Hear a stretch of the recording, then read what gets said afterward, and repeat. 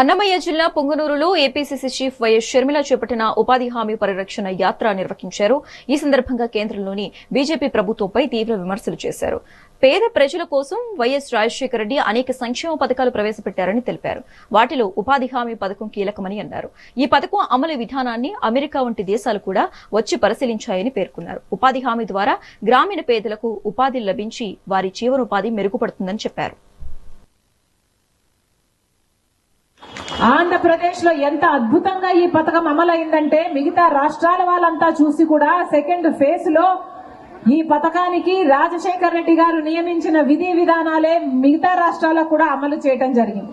అంత అద్భుతంగా అమలైంది ఆంధ్ర రాష్ట్రంలో. ఆ రోజులో రాజశేఖర రెడ్డి గారు ఉండగా 1,10,00,000 జాబ్ కార్డులు ఉన్నాయి ఉపాధి హామీ పథకానికి. అంటే దాదాపు 2,25,00,000 మంది ఉపాధి హామీ వల్ల ఉపాధి పొందిన వాళ్ళు ఉన్నారు ఆంధ్ర రాష్ట్రంలో. అంత గొప్ప పథకము, అంత గొప్పగా నడిపారు రాజశేఖర రెడ్డి గారు లాంటి నాయకులు. మరి అంత గొప్ప పథకాన్ని ఈ రోజు వరకు కూడా అమ్మా ఇంతమంది ఉన్నారు కదా, మీరు చెప్పండి, ఉపాధి హామీ వల్ల మీకు మేలు జరుగుతుందా, కీడు జరుగుతుందా? ఉపాధి హామీ వల్ల మీకు 4 డబ్బులు వస్తే మీరు ఇంటికి మీ బిడ్డలకు ఖర్చు పెట్టుకోగలుగుతున్నారా లేదా? అసలు ఈ ఉపాధి హామీ పథకం అనేది లేకపోతే మీ జీవితాలు ఏమైతాయో ఒక్కసారి ఆలోచన చేయండి. ఇప్పటికే మన రాష్ట్రంలో చదువుకున్న బిడ్డలకు ఉద్యోగాలు రావటం లేదు. డిగ్రీలు, పీజీలు చదువుకున్న బిడ్డలు కూడా ఇంట్లో ఉన్నారు, లేకపోతే డ్రైవర్లుగా పనిచేస్తున్నారు, లేకపోతే గిగ్ వర్కర్లుగా మారిపోయారు. అవునా? మరి ఇలాంటి పరిస్థితిలో ఉపాధి హామీ పథకం ఏ మాత్రం దెబ్బతిన్నా మీ కుటుంబాలు దెబ్బతింటాయా లేదా? అమ్మా, ఉపాధి హామీ పథకం లేకపోతే అసలు వలసలు పోవాల్సిన అవసరం వస్తుంది, లేదా ఆకలి చావులు చూడాల్సిన అవసరం వస్తుంది.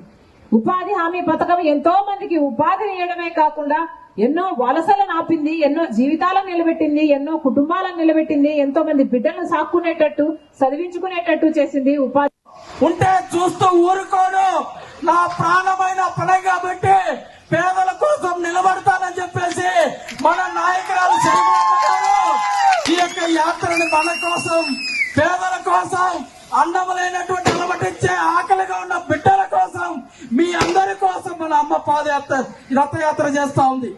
ఉపాధి హామీ పరిరక్షణ యాత్ర చేస్తా ఉంది. మీరందరూ కూడా మీ ఇంట్లో మీ బిడ్డలకి, మీ పిల్లలకి అందరికీ కూడా పోయి చెప్పాలా, మన అమ్మ, మన నాయకురాలు శరీమలమ్మ రథయాత్ర చేపడుతూ ఉంది. దీని అందరికీ కూడా పద్ధతిగా మనం నిలవాలా.